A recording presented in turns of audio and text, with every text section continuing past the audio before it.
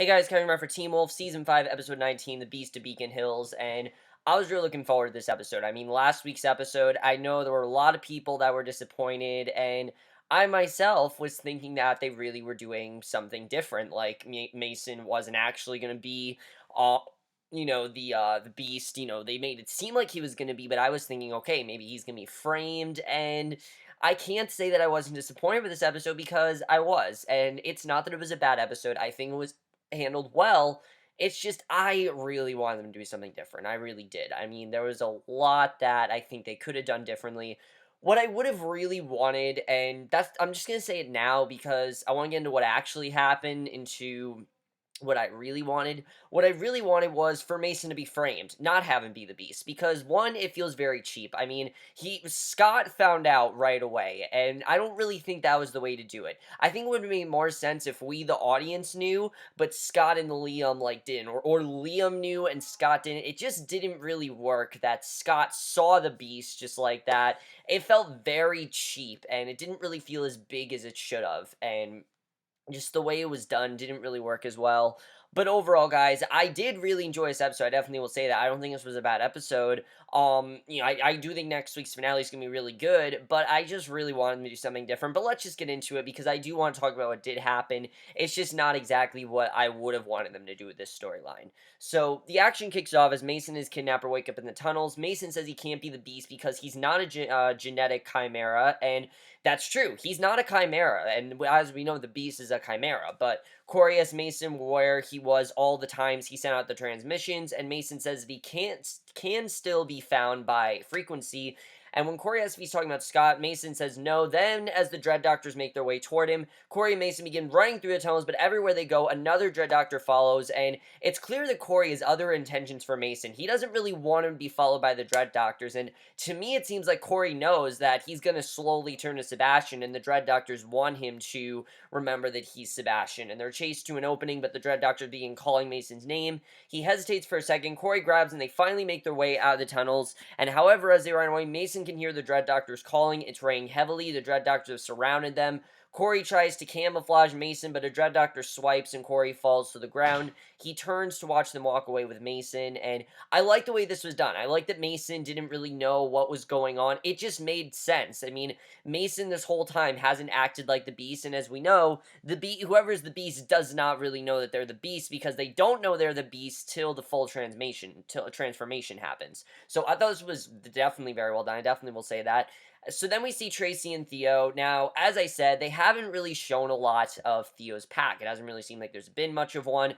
And this episode definitely showed that it is still there, and Deucalion is still in control, and Tracy and Theo are trying to get Josh to put the Dread Doctor mask on because he's the only one who could survive it. Because as we know, when you put that thing on, I mean, you pretty much become one of them. And Deucalion says the properties of the mask are electromagnetic, and it was a product of genius and madness, and it was created by the surgeon who harnessed electromagnetic fields in the mask, giving him a unique and deadly power. And Josh attempts to put the mask on, but he doesn't, and he tells Theo if he wants to know who it is, he should do it himself. And that's basically their clue. Remember, they don't know who the Beast is, and Theo had a clue of who it could be, and that's how they're going to find out, is by putting the Dread Doctor mask on. And that makes perfect sense. As we know, the Dread Doctors want the Beast, and what Josh could do is masquerade as the Beast, as, one of the Dread Doctors, get information on who the Beast is. It would make perfect sense, definitely. So Lydia's speeding off to stop Parrish from leaving, because, of course, she does want him to work with her, and she talks to Stolinsky, who says that he had a lead on where he is, and Parrish is heading off, but then he's stopped by tire spikes set up by Stolinsky, and Lydia arrives. Parrish tells him that they are crazy. He says he can't stay because he's the reason the people he sees die, and Lydia says that there's a reason he was drawn to Beacon Hills, and Stolinsky hands him his deputy badge, and it's a sad scene. I mean, now that, Parrish knows who he is, he's really not feeling as confident. He's not feeling like he really wants to help out anymore. Like, he really feels like he's very dangerous, and yes, he is dangerous, but he can definitely be of use to them, because as we know, again, he's supposed to fight the Beast. So Scott wakes up in a panic, telling Kira they have to find Mason. He isn't in good shape, and Kira tells him that they will find Mason, but he isn't going anywhere until he heals. And Styles closes the door after overhearing them sharing a look with Kira. Then Styles is approached in the hallway by Malia and Brayden, and Malia tells him that her mother might be trying to kill him as well. And Styles says that he should have a gun. Brayden refuses, and when he does get the gun, hilarity occurs. He realizes that it wasn't the best idea. Kind of a funny scene, but I feel like this scene was kind of out of place. I don't really know. This whole thing with Malia and Corinne just being back, I mean, it makes sense, obviously. Corinne's not just gonna stop hunting her daughter. I understand that, but I'm over this, I gotta say. I mean, I'm over it because we haven't spent a lot of time on it. We did, and then we kind of got away, and now all of a sudden it's back. I just don't really care as much. I want to care, but I don't, because everything else going on is so much more interesting.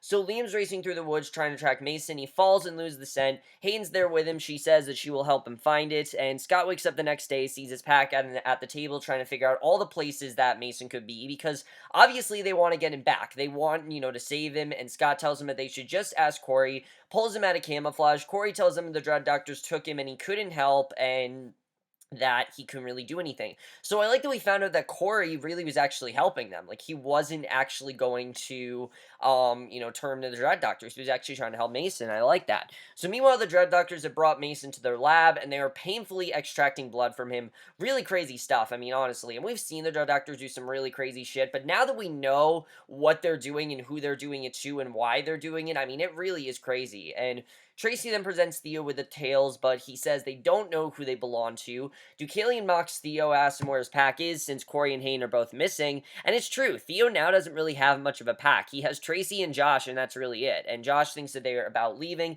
Deucalion says the pack is dwindling, and Theo tells Tracy to numb his tongue, but Deucalion stands and reveals that he was prisoner to gain the trust of Theo, and he says he wants the eyes of Scott, pulls out the IV that he was hooked up to, and that's very interesting that we found this out. I mean, we've known, for a while, Deucalion's kind of in control. I mean, he really does seem like he's above Theo, which he really is. He is above Theo. So Kira's then trying to figure out a way to control the Kitsune, and her father tells her they need to enlist some help. She picks up the piece of her sword as they set out to find more help, and I gotta say, this storyline hasn't really been working for me. I mean, sometimes it feels like Kira's normal, and then all of a sudden it's like, oh, I need to control the Kitsune. I mean, just something about it. It seems like they were gonna go somewhere with it, and then it really hasn't gone anywhere. And I'm not saying that they can't go somewhere with it, but they have 2 episodes, and I don't really think they can do much with this. I mean, they're definitely starting to do something with it, but I don't know, just, it didn't work as well as I think as it could have, and it's mainly because they did a lot of really great building of it in the first half. Like, it really seemed like Kira was gonna go on, like, a killing spree or something, but they didn't really make this that interesting, I gotta say. So whenever Kira says things like, oh, I don't have enough power, I'm like, well, I'm too powerful. Well, I'm like, well, show me, because I don't really see it. So Deucalion showing Theo what his power is. Deucalion tells Theo he needs to take all the power he needs, and Theo says that he understands, attacks Josh, he absorbs all the electromagnetic power from him. Theo turns to Tracy, asks her what she thinks. She says that Josh was an experience, and if Theo has the power now, he can put on the mask, and it would make sense, because Theo doesn't really have much of a pack now, so, why not just do it himself?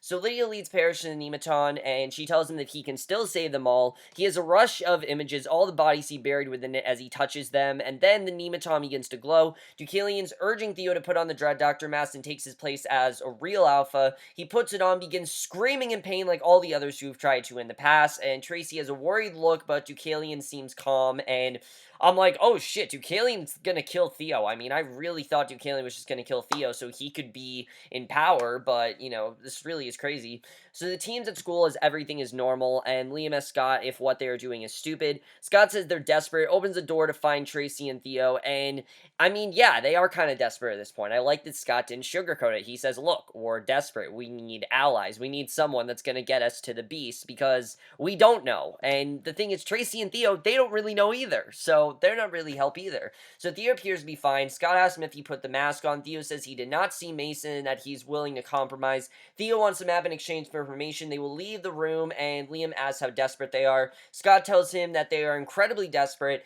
Tracy and Theo return, and Deucalion tells them to carry out a plan that involves Tracy paralyzing the beast, and basically, the Stilinski, Styles, and Lydia go all over all of Heights. Everyone is going to find Mason, and Lydia says that she hopes they find Mason and not the Beast, because they want to help Mason. That's what they want. They really want to help him, and if he's the beast, then there's really no helping him. So Theo and Scott are going to follow the map to find the currents they're looking for. Someone resembling Mason's being rushed in the emergency rooms. Lydia's on the phone with Malia, who says that she should be keeping Styles safe, and her mother overhears the conversation.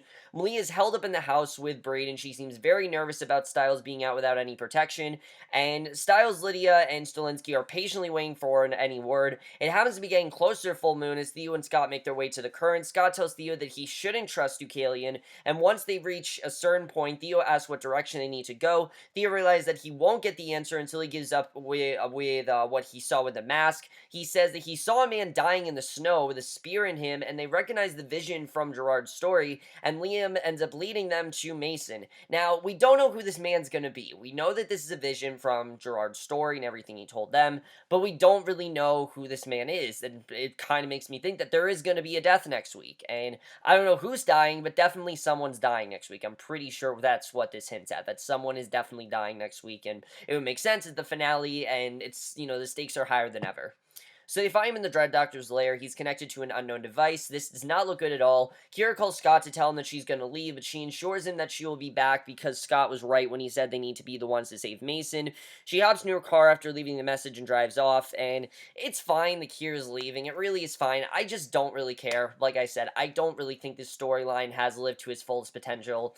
So Scott and Liam are trying to get the device off of Mason as Theo watches on. Mason tells him it's in his brain. Scott asks Theo what Mason is connected to, but he says he doesn't know. Scott tells Mason not to worry, they'll get him out. They try to remove the device, but Mason screams in pain, and before they can go any further, Scott turns Liam's attention to a Dread Doctor, and Theo slowly finds out that they aren't alone as well, that there definitely are Dread Doctors, and Styles and Lydia are then still waiting for a sign. Melissa arrives and basically reveals that Mason had a twin, but ate him while they were still in his mother's stomach, and that's just, I don't know how to feel about that. That's really weird, I gotta say. And it makes sense because he is the beast, but I don't know. That's really weird. It's kind of out of character for Mason. If Mason were, erratic or something like that, that would make sense, but this is the first time we've really heard about this dark side of Mason, and I don't know, just Mason being this beast since he was born, I don't know how I feel about that. So a Dread Doctor approaches Theo, says that he's a failure. Theo says that they are taking him. Scott tells Liam to get Mason out of there.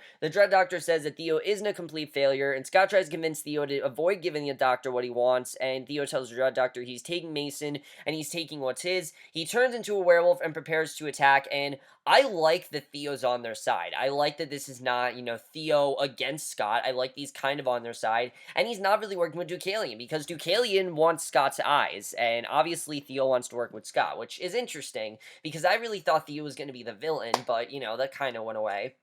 So Malia can't reach Scott. Styles, not Scott. Styles, and tells Brayden that something is wrong. They have to go. Malia knows that something's wrong. Brayden jumps on alert with a gun in her hand. She sees the ash line is broken. Tracy walks by, and in the house, Corinne is hiding. Chris and Gerard are trying to figure out if they should help Mason, but Gerard just wants the pipe. They say that they need a lot of firepower, and Parrish comes in asking them how much they need with his eyes growing. And the Dread Doctors tell Theo, and I like that Parrish is willing to help, because it didn't seem like he was going to, but now it seems like he is. The Dread Doctors then tell Theo that true evil only comes from corrupting something truly good. Liam realized that they were referring to Mason, and Theo begins an all-out assault on the Dread Doctors. Liam and Scott are forced to help, but Mason is feeling the effects of his treatment. He rips the connector from his body all on his own. The Dread Doctors say that transformation without frequency, and Mason rises. Scott calls for Mason, but as he turns to the beast, Mason says that it's not his name. They are now all staring at the beast of Jevadon, and it's a really crazy scene, I gotta say. This really was crazy, because they're really literally staring at the beast, and anything could happen. So Corinne wanders the halls using extra caution. Brain's also being super cautious. Corinne steps on nutshells, giving away her location. She and Brain are caught up in a fight as Malia watches on. Brain gets the best of Corinne, knocks her down, and then Brain takes off running. Corinne wakes up, asks if Brain's still there. Brain's outside the door, and the ash line has been redrawn, and it's just Corinne, Malia, in the house now. And I get that this is a way to keep Brain around. Like I said, I just don't really care that Corinne's out there. It doesn't seem like much of a threat. It seems like they got away from it, and now they're back to it, and I don't know, I don't care as much. I really want to, I don't. So elsewhere, Kira's calling to the Skinwalkers, asking them to tell her how to save her friends. They say that they can help her, but it comes with a price, because everything has its price, and basically, they're gonna show her, how to save them. I guess that, Kira's gonna be the one to save. And it makes sense why, she'd go to help, because obviously she's desperate, and it would make sense. So Liam and Scott watch on as the Beast rips the Dread Doctors apart. He throws Theo to the side, and as the Beast approaches the last Dread Doctor, the Dread Doctor says success. They follow the Beast outside, where it's attacked by Parrish and Chris, and when the Beast returns to its mainly form, it's Sebastian Villet.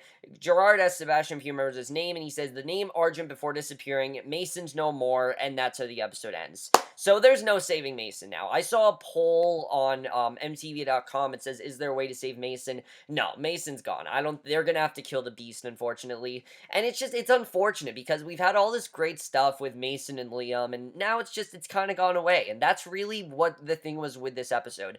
Like I said, I really wanted Mason to be framed because he didn't seem to know what was going on with the Beast, and I understand that that's kind of, a big effect of it, but this just didn't work as well as it should have, in my opinion. I'm still really looking forward to next week's finale. This was just kind of disappointing. It really was. I mean, Theo not really now being on their side, it's good, but I would have rather this be Theo be tricked by Deucalion. I would have rather see that. And I know that Theo's not stupid, obviously, but I really want to see Theo go in a villainous direction, because that, well, not just because the actor that plays him is a badass at being a villain. It's just me personally, I think it would have made more sense.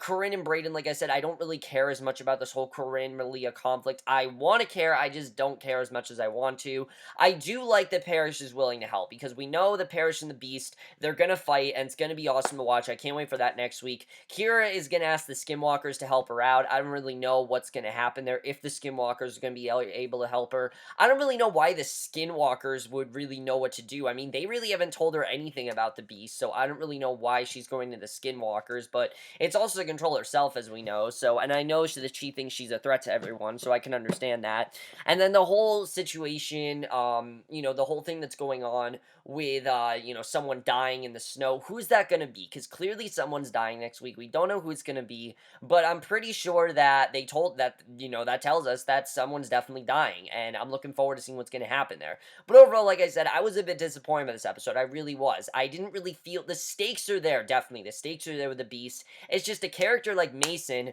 someone we really care about, I don't really think has been developed enough. He's kind of been more as the sidekick of, Liam. That's what it's been more of to me. And I like that dynamic. It's a good dynamic. It keeps Liam, under control. Because as we know, Liam had trouble with, being a beta, things like that. He had trouble, and Mason was kind of his anchor, his anchor, things like that. And now that Mason's no more, I mean, it kind of sucks, because now we just have the Beast, and the Beast is definitely a threat. Don't get me wrong. The Drag Doctors are a threat as well, and the Dread Doctors, I believe, are still going to be the villain next year. I mean, if they're still doing that, that last time I checked, that's what I heard they're doing. It's just me personally, I can't help but say I am disappointed by this arc. The potential was so strong the first half of the season, and a lot of it does not really seem to be paying off as well. And it sucks, because this really started off as a great season, and I'll get into my problems next week. I'm really looking forward to next week's finale. I just really hope we're in for a really awesome finale, because I think we are. I think this is going to be a really